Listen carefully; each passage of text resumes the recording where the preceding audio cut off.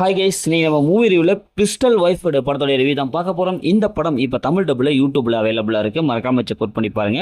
இது ஒரு ஆக்ஷன் அதிரடி மூவியாக வெளிவந்திருக்கு. இப்போ இந்த படத்தோடைய கதையை பார்த்துடலாம். படத்தோடைய ஹீரோ ஒரு போலீஸ் ஆஃபீஸராக இருந்திருப்பாரு. அவருடைய ஃபேமிலியோட ஜாலியான ஒரு சந்தோஷமான லைஃப் வாழ்ந்துட்டு இருப்பாரு. திடீர்னு பார்த்தா அவரு ஒரு கேஸில் மாட்டிப்பார். அந்த கேஸுனால அவருக்கு வேலை போயிடும். இதனால ஃபேமிலியும் போயிடும். ரொம்ப அப்செட்டில் இருப்பார். அந்த மாதிரி சுச்சுவேஷன் தான் தன் மேலே சுமத்தப்பட்ட பழியை நிரூபிக்க அவரே களத்தில் இன்வெஸ்டிகேஷன் இறங்குவார். இப்போ இறுதியில் அந்த கேஸ்லேருந்து அவர் வெளிப்படுறாரு. தன்னுடைய ஃபேமிலியை திரும்ப கிடைச்சதா இல்லையா, இறுதியில் என்ன ஆச்சு அப்படிங்கிறதான் இந்த படத்துடைய கதை. படத்துடைய பாசிங் பார்த்தாவே ஹீரோ நல்லா சூப்பரான பெர்ஃபார்ம் பண்ணியிருக்காரு. சண்டை காட்சிலாம் செம்மையாக இருக்குது, அதிரடியாக வந்திருக்கு. ஹீரோயினுடைய கெமிஸ்ட்ரி நல்லா இருக்குது. அது ஹீரோ அவங்களுடைய பொண்ணு ஒன்று இருக்கும். அந்த பொண்ணுக்கு ஹீரோவுக்கு அந்த அப்பா மகள் பாசம் சென்டிமெண்ட் நமக்கு ஈஸியாக கனெக்ட் ஆகுது. எமோஷனல் சீன்ஸும் நல்லா கனெக்ட் ஆகுது. ஏன்னா வேலை போனோன்னே இவருடைய ஃபேமிலி பிரிஞ்சு போகும்போது இவர் தனிமையில் இருப்பார். அந்த சீன்ஸில் ரொம்ப வருத்தி அப்படியே அப்பா மகளுடைய சென்டிமெண்ட் நல்லாவே கொடுத்துருக்காங்க.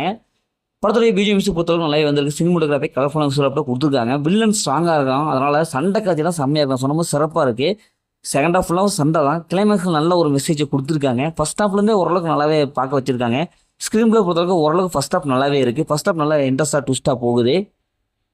படத்தோட மேசன் பார்த்தா செகண்ட் ஹாஃப் தாங்க. ஏன்னா செகண்ட் ஹாஃப் அந்த கிளைமேக்ஸ் வரைக்குமே ஸ்க்ரீனில் அப்படியே விட்டுட்டாங்க. நல்லா கொண்டு வந்த படத்தை அப்படி இப்படின்ட்டு பண்ணி ஏதோ ஒன்று பண்ணி வச்சிட்டாங்க. இன்னும் கொஞ்சம் பெட்டராக கொடுத்துருக்கலாம். ட்விஸ்ட் இன்னும் கொஞ்சம் கடைசி வரைக்கும் மெயின்டைன் பண்ணிருக்கலாம். அதெல்லாம் விட்டுட்டாங்க. மொத்தமாகவே இந்த எம்ஜிஆர் சிவாஜி காலங்களில் எப்படி படம் இருக்க அப்படி ஃப்ளாட்டாக போகும், அது மாதிரியான ஸ்க்ரீன் பிளே கொடுத்துட்டாங்க. அடுத்தது இதான்ப்பா நடக்க போகுது, இப்படி தான்ப்பா அப்படிங்கிற மாதிரி ஈஸியாக கெஸ் பண்ணுற அளவுக்கு இருக்குது. ஃபஸ்ட் ஹாஃபில் ஓரளவுக்கு ட்விஸ்ட் கொடுத்தாங்க. செகண்ட் ஹாஃபில் அதை கொடுக்க தவறிட்டாங்க. படத்தில் அந்த மாதிரி சின்சர் இருக்காங்கன்னா ஃபேமிலி தொட்டு தனியாக பாருங்க. மொத்தம் அந்த படம் சூப்பராக சொல்கிறாங்கன்னா இந்த படம் ஒரு ஒன் டைம் வச்ச படம் தான் நான் உங்களுக்கு சொல்கிறேன். அதாவது இதே மாதிரி அடுத்த ஒரு புதிய மூவி ரிவ்யூ சந்திப்போம்.